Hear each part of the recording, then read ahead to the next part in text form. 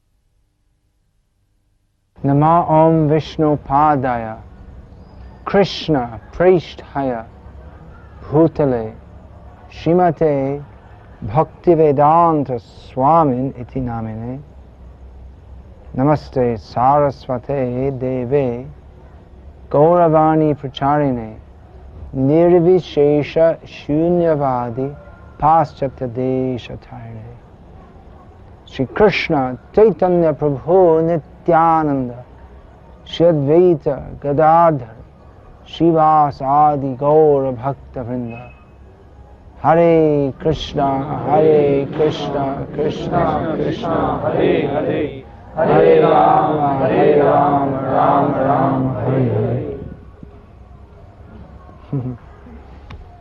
आप सब श्रद्धालु भक्त हैं, आज सब समागत है कृष्ण कथा सुनने के लिए। तो ऐसा है पूरी दुनिया में बहुत व्यक्ति अभी कृष्ण भक्ति में नया जीवन मिलते, और सब जीवन में चलते रहते हैं लेकिन कोई संतुष्ट नहीं होते।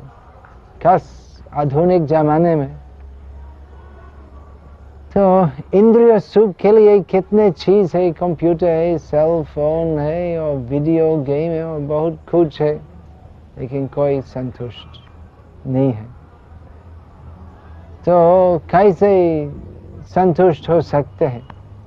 तो बुद्धिमान व्यक्तियों इस प्रश्न का उत्तर खोजते हैं, और इस प्रश्न का उत्तर है कि कोई भौतिक उपाय से हम वास्तविक सुख नहीं मिल सकता, क्योंकि वास्तविक सुख है आध्यात्मिक सुख, क्योंकि हम आत्मा हैं और जितने भी हम प्रयास करते हैं अनात्मा में सुख प्राप्त करना तो नहीं मिलेंगे, क्योंकि सुख आध्यात्मिक विषय है। तो भौतिक वास्तवों में सुख प्राप्त करना संभव नहीं है। तो ऐसे पूरी पृथ्वी में श्रील प्रभुपाद की कृपा से, चैतन्य महाप्रभु की कृपा से बहुत सारे लोग नया जीवन मिलते हैं इस हरे कृष्ण महामंत्र और भक्ति योग उपाय पालन करने से। तो आप भारतीय हैं और आपका भाग्य है कि आपकी संस्कृति में इसी कृष्ण भक्ति है। लेकिन आजकल भारत में वो पूरा वातावरण अलग हो जाते हैं। तो अच्छा है कि आपकी प्राचीन संस्कृति के अनुसार आप ही इस शुद्ध कृष्ण भक्ति पंथा पालन करते हैं। लेकिन यही चमत्कार है कि भारत के बाहर भी बहुत से लोग जिनके जीवन में कृष्ण के बारे में कुछ भी धारणा नहीं थी, अभी आप जैसे बहुत सुख में, प्रेम सुख में सदैव और सर्वत्र बोलते हैं हरे कृष्णा कृष्ण कृष्ण हरे हरे, हरे राम राम राम हरे हरे। और ऐसे नाम भजन करने से जीवन सफल बनते हैं। हरे कृष्ण। किसी के प्रश्न है कृष्ण भक्ति के बारे में? पूछिए। हरे कृष्ण महाराज जी।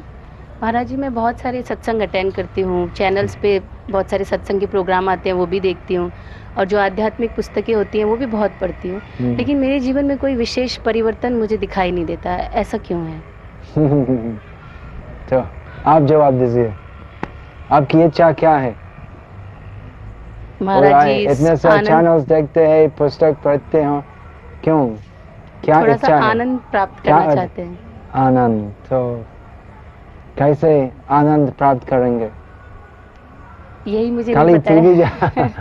खाली चैनल देखने से तो नहीं होगा, तो खुद का जीवन में कुछ वास्तविक प्रयोग पालन करने चाहिए। तो एक्चुअली वो ही दोष है कि हम आनंद चाहते हैं। आध्यात्मिक जीवन का सार है वो सब कुछ करना भगवान का आनंद के लिए, और यही दोष वो सभी तथा कथित आध्यात्मिक मार्ग में। तो जैसे कि आप बहुत चैनल में देखते हैं, तो आध्यात्मिक जीवन का नाम है स्ट्रेस मैनेजमेंट होता है। तो वो कैसे आध्यात्मिक है? तो वो पूरा भौतिक है।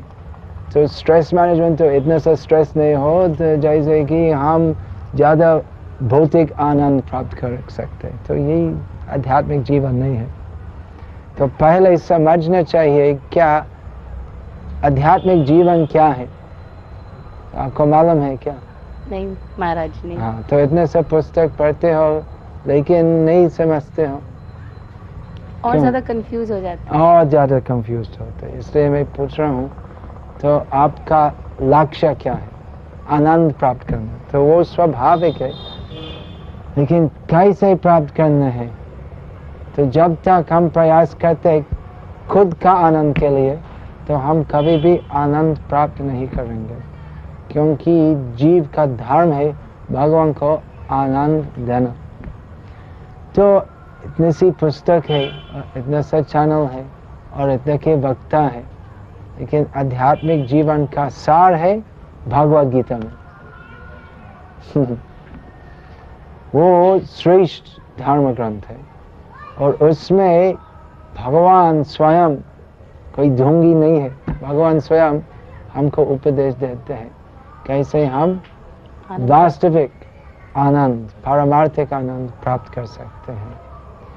तो ज़्यादा चैनल देखने से, ज़्यादा पुस्तक पढ़ने से, ज़्यादा वक्ता की कथा सुनने से तो मन ज़्यादा भ्रमित हो जाएगा, कंफ्यूज हो जाएगा। तो एकाग्र होना चाहिए। तो श्रेष्ठ पंथा क्या है?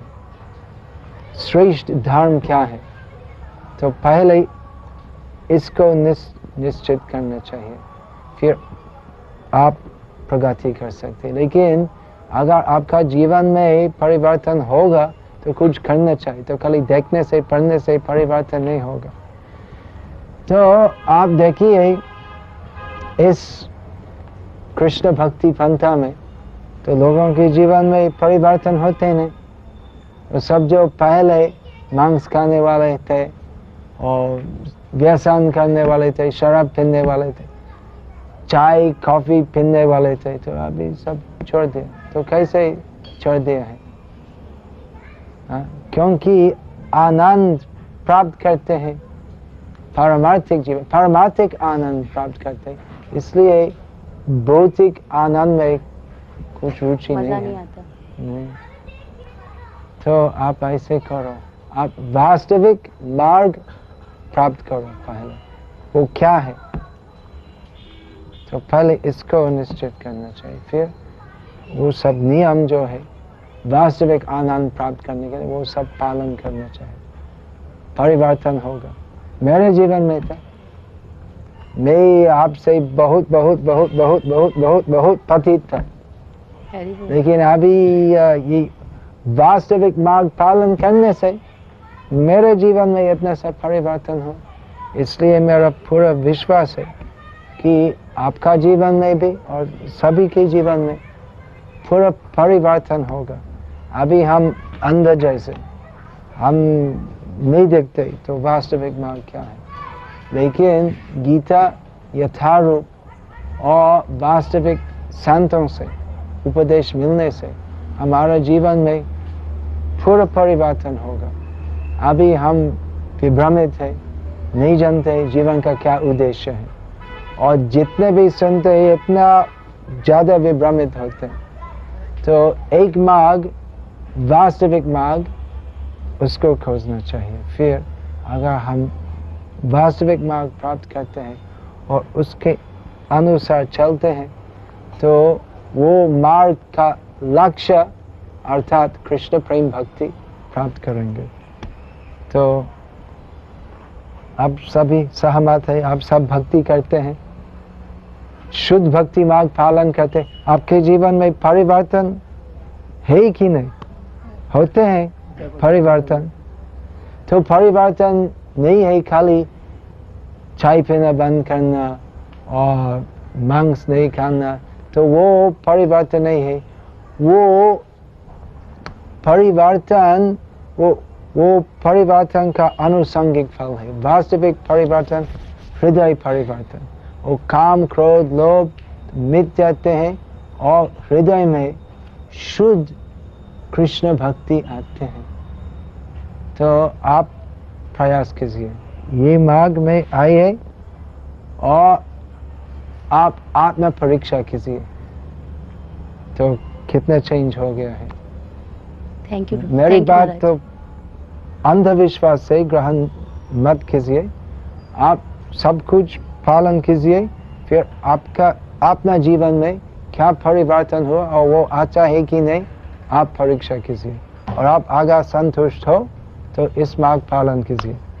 हम गारंटी देते हैं आप पूरा संतुष्ट होंगे। थैंक यू महाराज। और कुछ प्रश्न है?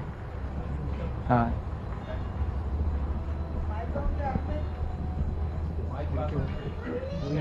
क्या प्रश्न है? हरे कृष्ण महाराज। महाराज, ये जो देवता हैं, ये जो देवता हैं, जैसे सूर्यदेव, इंद्रदेव, चंद्रदेव, ये सभी श्री कृष्ण की लीलाओं में सहायता करते हैं। और ये भी समझते हैं कि श्री कृष्ण ही सब भक्त। हाँ, और ये भी समझते हैं कि श्री कृष्ण ही स्वयं भगवान है। पर फिर भी ये देवता भोग विलास करते हैं।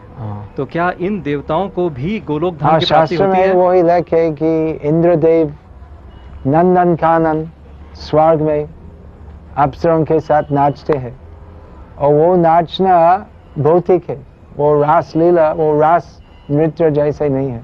तो क्या प्रश्न है? तो क्या इन देवताओं को भी गोलोक धाम की प्राप्ति होती है? क्या है, वो सब देवताओं कृष्ण के भगत है, लेकिन सकाम भक्त बोलते हैं, मतलब भक्ति करते हैं लेकिन दिल में दूसरी कामनाएं भी है भोग विलास करने के लिए। तो वे मिश्रित भक्त है, शुद्ध भक्त नहीं है। वे महान है, लेकिन क्योंकि भक्ति करने के साथ इच्छा है भोग विलास करना, इसलिए वे देवता है और मुक्त पुरुष नहीं है। देवता इसी स्थिति प्राप्त होती है कैसे? अगर एक पुण्यशाली व्यक्ति है जिनकी श्रद्धा है कृष्ण में और कृष्ण सेवा करते हैं, लेकिन उद्देश्य है कृष्ण सेवा करने के साथ भौतिक सुख प्राप्त करना, तो वे असुर नहीं है, राक्षस नहीं है, वो मिश्रित भक्त बोलते हैं, वो पुण्यशाली व्यक्ति है। और श्री कृष्ण की कृपा से अवसर मिलते हैं कृष्ण लीला में सहायता करना का अवसर मिलना और भगवान विष्णु का पालन, सृष्टि पालन कार्य में भाग लेना। जैसे सूर्यदेव हमको ताप और प्रकाश देते हैं और सूर्यदेव भगवान विष्णु के एक प्रतिनिधि है, तो ऐसे चंद्र, इंद्र, वरुण सब भक्त हैं और जगत संचालन करने में सहायता करते हैं भगवान विष्णु। भगवान विष्णु सब कुछ स्वयं कर सकते, लेकिन देवताओं को अवसर देते हैं इनकी सेवा करना। ऐसे तो ऐसे देवताओं मिश्रित भक्त है, सकाम भक्त बोलते हैं, और शुद्ध भक्त है निष्काम। तो नंदन कानन में नृत्य करने से गोलोक धाम जाना नहीं होते इसलिए अच्छा है इस पृथ्वी में जन्म लेना, क्योंकि स्वर्ग में इतना भोग विलास है कि कृष्ण के लिए विश्वास होने के बावजूद भी इतनी सी रुचि नहीं है भक्ति के लिए। पूरा शुद्ध होने के लिए प्रयास करने की इच्छा नहीं है। तो सब देवताओं भगवान कृष्ण को मानते हैं, लेकिन सोचते हो भगवान हमारे बाप जैसे हैं। जब कुछ कष्ट होते हैं हम भगवान के पास जाते हैं और प्रार्थना करते हैं, हे भगवान हमको रक्षा करो। लेकिन पूरी रुचि नहीं है गोलोक धाम प्राप्त करने के लिए। लेकिन पृथ्वी में जो भजन करते हैं तो नरक जैसे इतना सा यातना नहीं मिलते और स्वर्ग जैसे इतना सा सुख नहीं मिलते। वो स्वर्ग सुख प्राप्त करना वो ही बाधा है कृष्ण भक्ति में, क्योंकि भक्ति सुख, गोलोक सुख वो स्वर्ग सुख से बहुत बहुत बहुत बहुत बहुत अधिक है। लेकिन बद्ध जीव सोचते तो ये स्वर्ग सुख इतना बढ़िया है तो हम क्यों गोलोक जाएंगे, तो वो माया है। तो इसलिए पृथ्वी में ज़्यादा अवसर है कृष्ण शुद्ध कृष्ण भक्ति के लिए रुचि प्राप्त करना, क्योंकि यहाँ पर इतना सा यातना नहीं, कष्ट होते हैं लेकिन नरक जैसे इतना सा नहीं, और थोड़ी सी सुख भोग होते हैं लेकिन स्वर्ग जैसे नहीं। इसलिए हम एकाग्र मन से पृथ्वी में ज़्यादा अवसर होते हैं, एकाग्र मन से शुद्ध कृष्ण भक्ति करना। तो एक परिप्रेक्ष्य में जो व्यक्ति इस दुनिया में कृष्ण भक्ति करते हैं, निष्काम कृष्ण भक्ति करते हैं, तो इनकी स्थिति देवताओं से अधिक है। और कुछ प्रश्न हो? महाराज जी, बहुत सारे धर्म ग्रंथ है, तो इनमें से कौन सा ग्रंथ श्रेष्ठ है और हमें कौन सा ग्रंथ पढ़ना चाहिए और क्यों पढ़ना चाहिए? श्रेष्ठ है भगवद गीता। गीतासु गीत कर्तव्यम किम अन्याय शास्त्र विस्तराय यः स्वयं पद्मनाभस्य मुख पद्माद् विनिसृता। गीता महात्म्य में यही श्लोक है कि भगवद गीता सुगीता सुमधुर स्वर में पाठ करना चाहिए। ये कर्तव्य है, जीव का कर्तव्य भगवद गीता गाना अर्थात अध्ययन करना। किम अन्याय शास्त्र विस्तर है, बहुत दूसरे शास्त्र है लेकिन वो सब विस्तार रूप में पढ़ने का क्या ज़रूरत है, क्योंकि भागवत गीता में सभी ज्ञान है और वो ज्ञान भगवान स्वयं पद्मनाभ कृष्ण जो सभी धर्म ग्रंथ का मूल विषय है, वो स्वयं इनके श्रीमुख से भगवत गीता कहते हैं।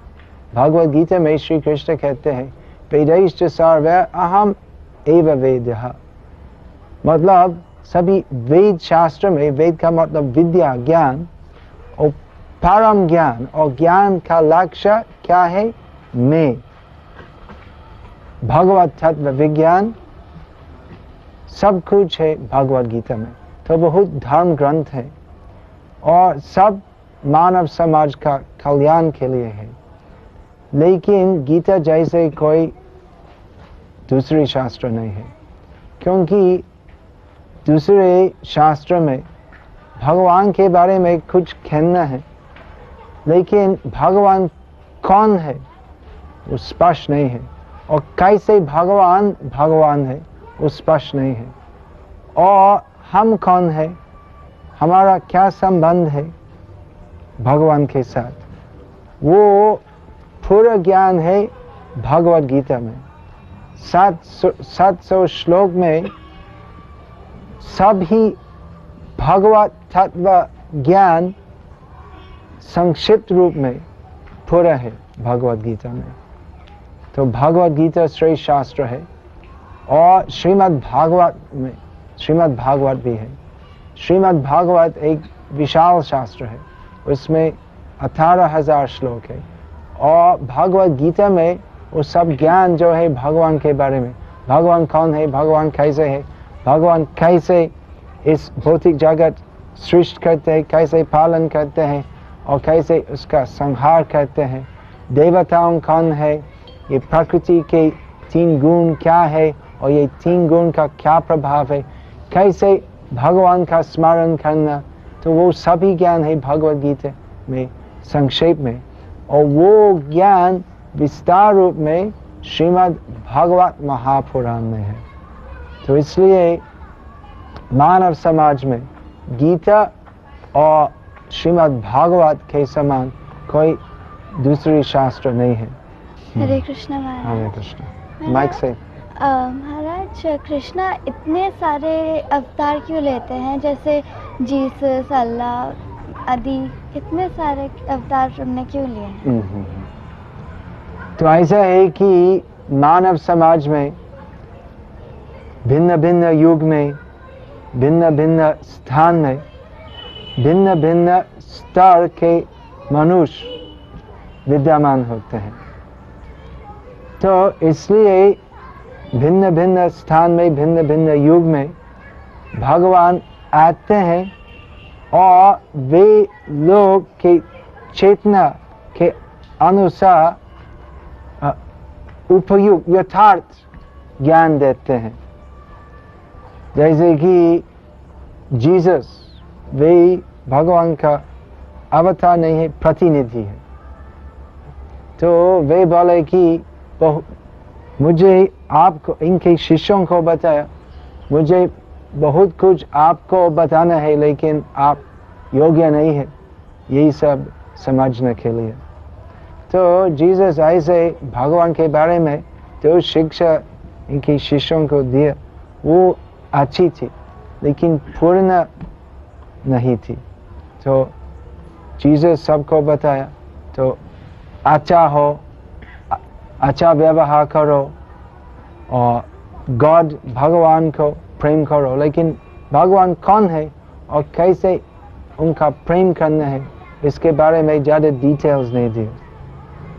तो ऐसे है भगवान दूसरे दूसरे जगह में, दूसरे दूसरे समय में, दूसरे दूसरे वातावरण में तो ज्ञान देते हैं जो यथार्थ है, वो ही समय के लिए, वो ही व्यक्तियों के लिए।